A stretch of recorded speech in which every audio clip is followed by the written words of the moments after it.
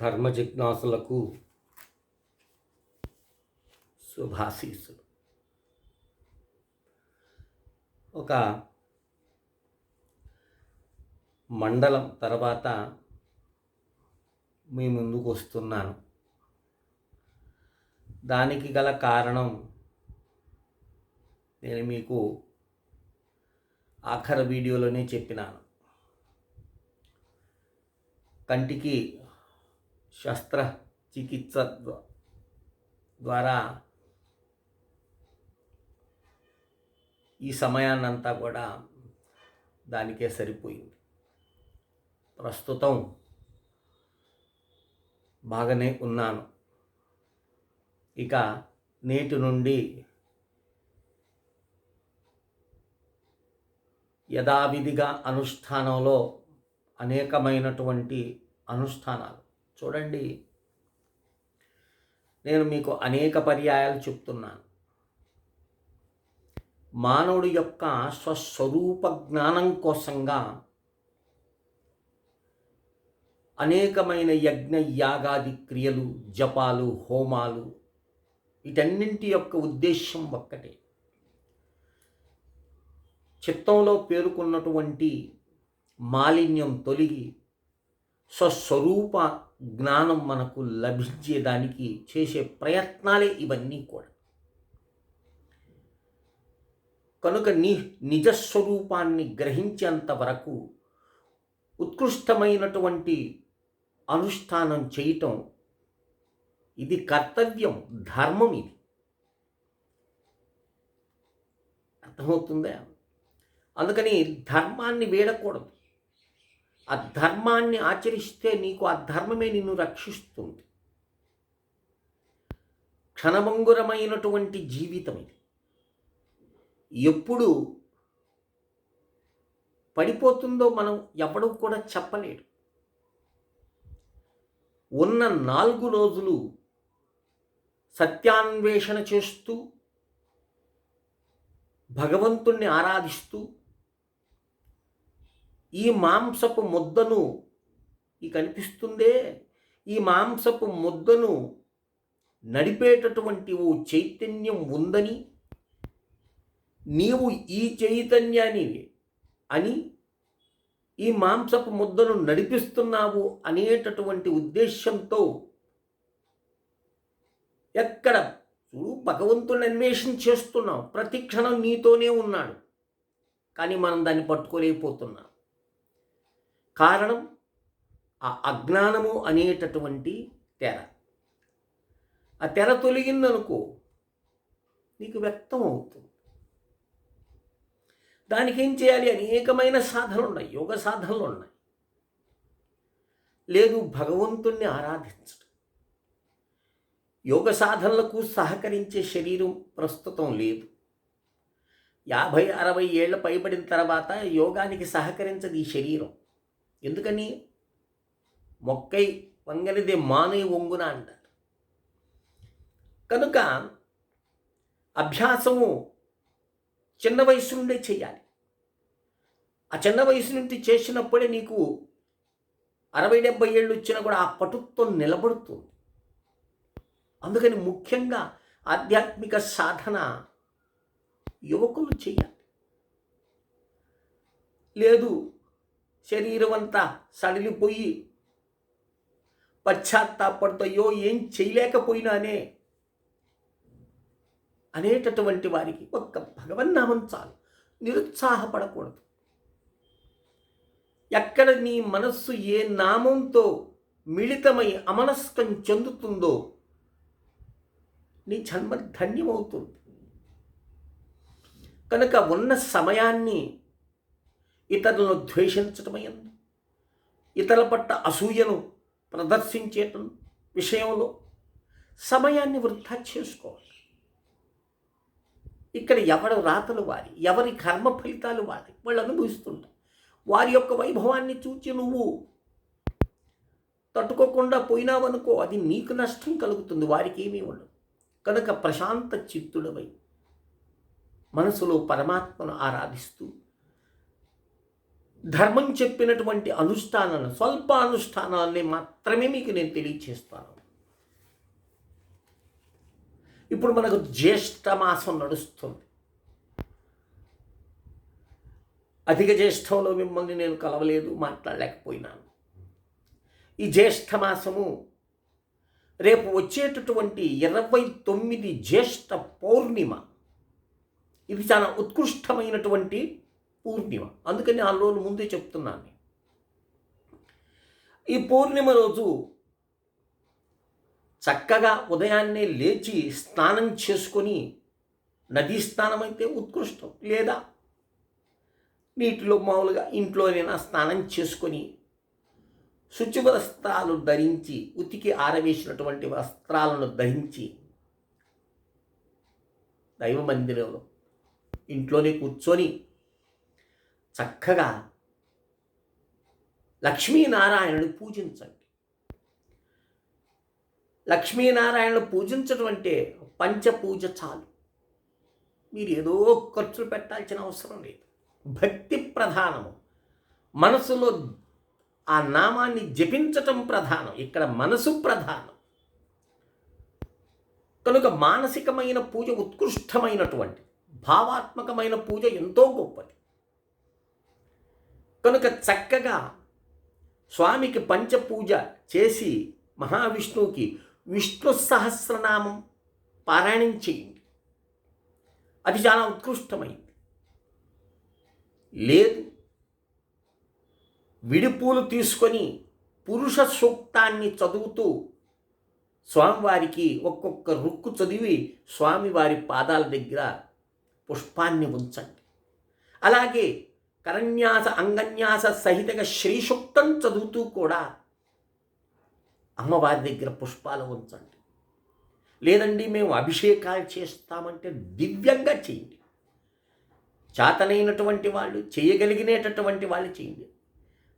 లేదు వృద్ధులమైనవండి మేము ఎన్ని చేయలేమా, చక్కగా పద్మాసనం వేసుకొని కూర్చొని, దర్భాసనం వేసుకొని కూర్చొని విష్ణు సహస్రనామం కానీ, అలాగే లలితా సహస్రం చేయండి. షోడశీ దీక్ష ఉన్నటువంటి వాడు అమ్మవారిని ఆరాధించండి.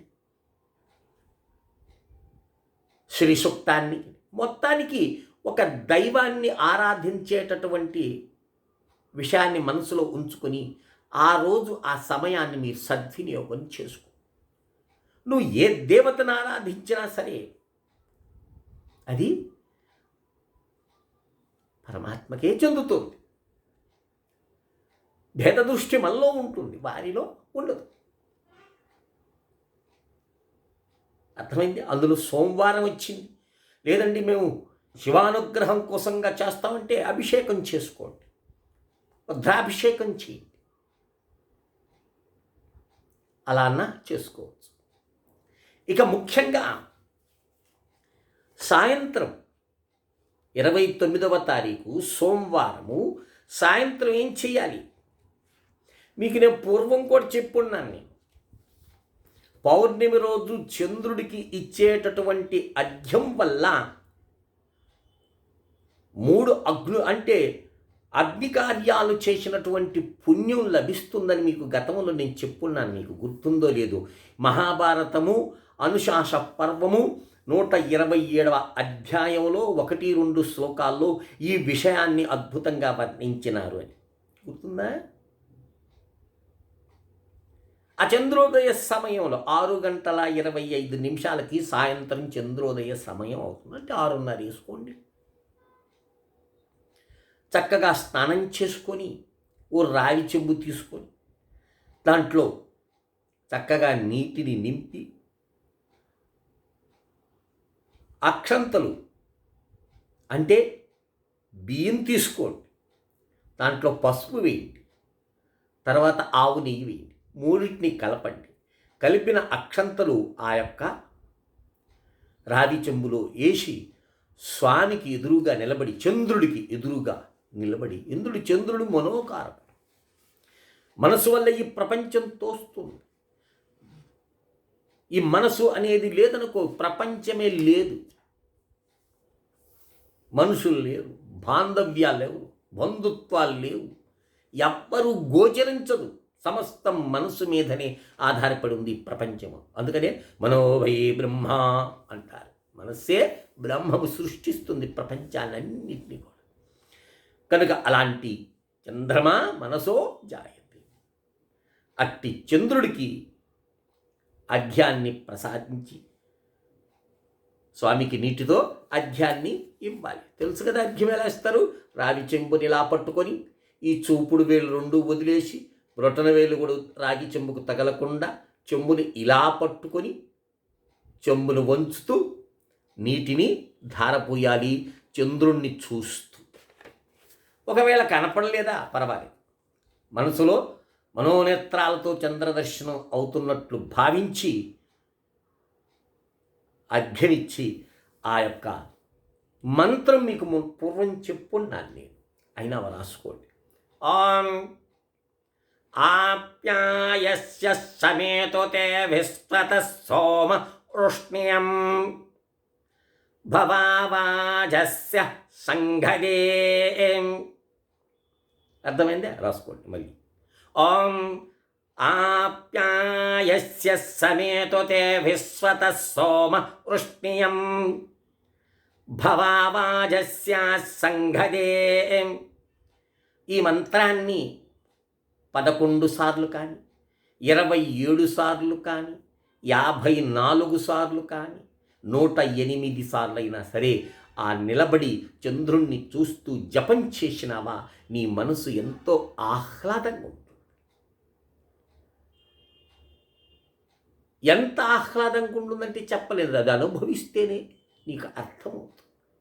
అయ్యో ఇది చాలా పెద్ద మంత్రం అండి, దీన్ని మేము చేయలేము అంటారా? రాసుకోండి.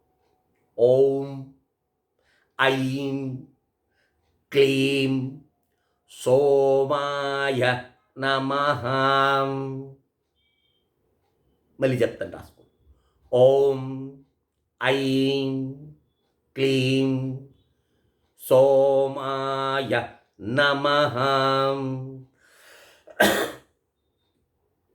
అర్థమైందా? ఇలా ఈ మంత్రాన్ని కూడా 108 సార్లు జపం చేయి. చక్కగా స్వామివారి యొక్క అనుగ్రహం లభిస్తుంది.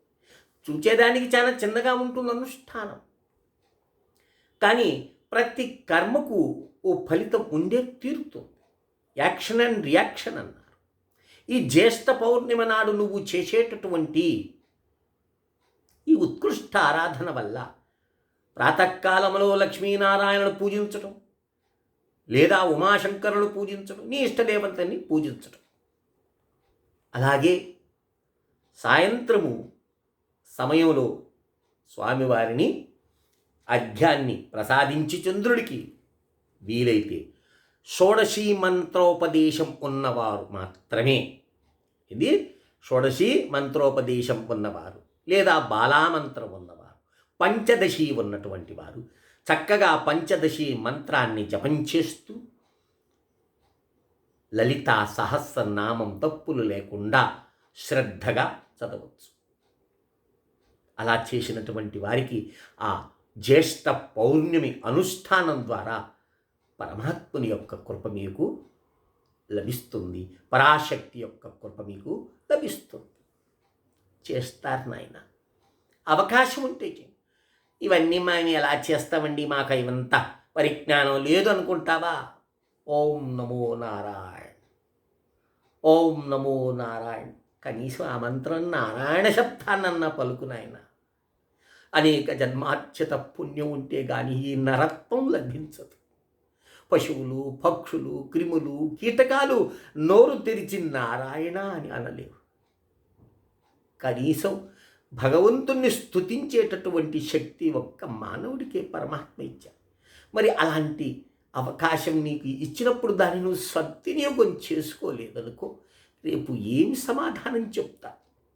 ఈ కనిపించిన రంగుల ప్రపంచం శాశ్వతం కాదు, ఇది అలాగే వాడి వక్కలైపోతుంది నాయన. కనుక నిరంతరము ఆ స్వామిని స్మరిస్తూ కాలం గడుపు.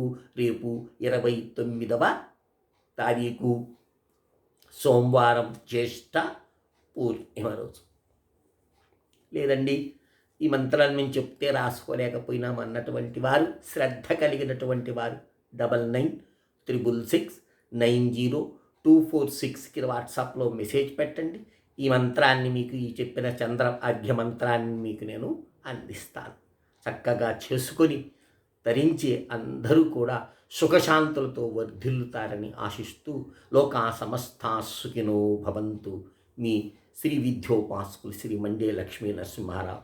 లోకా సమస్తా సుఖినో భవంతు. ఓం తత్సత్, ఓం తత్సత్, ఓం తత్సత్.